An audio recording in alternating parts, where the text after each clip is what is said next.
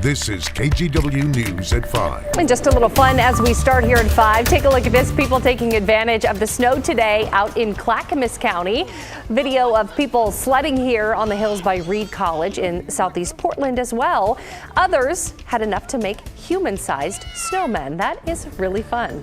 Well, thanks for joining us here at 5. I'm Ashley Korsland. Let's take a look at current conditions by checking in with Matt Zaffino in the Weather Center. And Matt, how are things right now? You know, we got above freezing this afternoon, so we're in pretty good shape at the moment. Everything has had a chance to melt off a bit. Downtown Portland, 34 degrees. Temperatures are beginning to drop a bit. It's going to get really cold again overnight tonight, not because of nighttime, but because another surge of cold Arctic air moving our way. Now, look at the temperatures right now. 19 in Pendleton, but it's 8 in Spokane. Even Seattle is 26, Bellingham in the teens.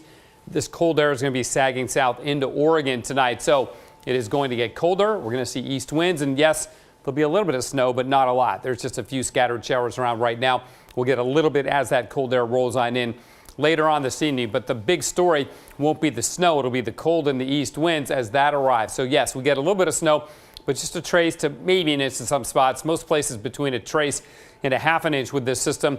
Sunny, cold and windy tomorrow for a while. Then the clouds roll in and another chance of snow before it turns to rain on Thursday. That could be quite the mess. More on that later. Ash, back to you. All right, Matt, thank you. We have just learned that one person died from hypothermia or extreme cold on Christmas Day. Multnomah County officials say the person did have a home but was found outdoors. No other details were available. It is a good reminder, though, that the county has warming shelters available around the metro area. These are some of them. They are open 24 hours a day. To help somebody find a shelter and arrange for transportation, you can call 211.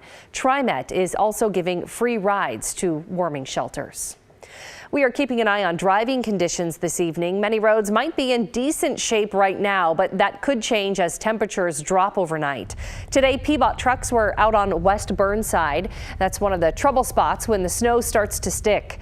Peabot has had crews taking care of any issues since just before Christmas, when it was clear that winter weather was on the way. ODOT also has crews watching the trouble spots and roads that are considered a priority. Those are the interstates, especially the steep parts of the interstates, any kind of overpass or bridge that cools faster because you've got cool air that can flow under it. And a few spots, like in Highway 26 near Sullivan. People are also doing their best to keep sidewalks safe. Experts say just be aware of anything on the ground that is likely to freeze overnight, making walking or driving tomorrow challenging. In Eugene, people are dealing with downed trees and power lines. Crews with the Eugene Water and Electric Board say it doesn't take much snow to bring down branches or trees. In conditions like this, a tree could fall really at any time, so it's important to stay aware. If anyone spots what they think is a power line across a street or a sidewalk, it's really important that you consider that line to be live. And keep in mind that electricity can conduct through water, snow, tree branches, and fences. And so anything that line may be touching, you should consider it energized. Last night, a tree fell into power lines in Springfield. Everyone was okay, but some neighbors did lose power. If this happens to you in your neighborhood, stay away from the scene and call the power company right away. You can stay up to date with the latest on the conditions and the roads. Even check out live radar by downloading our KGW News app. We'll also keep you updated on air and online. Winter weather is making it even tougher for people who need to get a COVID test right now. Our Catherine Cook joins us live this evening with a look at closures and cancellations at testing sites. Catherine?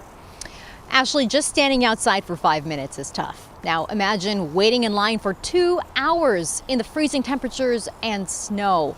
That's what a lot of folks did today. Many who are sick, all of them just trying to confirm whether or not they are with the test without a lot of options. Looks like it's over a 2-hour wait to get the test. Outside the Oregon Convention Center. I mean, everybody's standing around cold. The lines for a COVID test show just how much those here want or need one. Probably moved like 30 feet in the last half hour to 45 minutes. This site is a partnership between testing company Curative and the Oregon Health Authority. While you can make appointments online, you'll still have to wait in line. I may miss a few meetings. Robert Tresente learned about that detail on his work break. So we were kind of under the assumption that we'd be able to come up and get it done pretty quickly. It's just one point of frustration for those seeking a COVID test in this winter weather. At the Portland Expo Center, OHSU's drive-through testing site is now closed all week. Hospital officials are concerned over cold, slippery conditions for volunteers, drivers, and patients. We took it very seriously before we closed, knowing that that was an important resource to the community, but it wasn't safe for us this week. Many drugstores are out of home COVID tests during a time when demand is high after the holiday. And not everyone is willing to wait outside in the cold. That opens the door to another concern. That some people may go out and just spread it anyway because they don't want to stand in this line. Hospital officials offer a more responsible alternative if you can't get tested. Stay home and quarantine. Assume that you are positive and, keep yourself safe and others safe. So that is what we would most strongly encourage. The Oregon Health Authority has posted a long list of testing sites, including closures. We've posted that information on our website, kgw.com. Ashley, back to you. Catherine, thank you so much. Well, if you're going to go and have a party for New Year's, to really keep a low profile, maybe not be around that person for at least 5 days after a potential COVID exposure.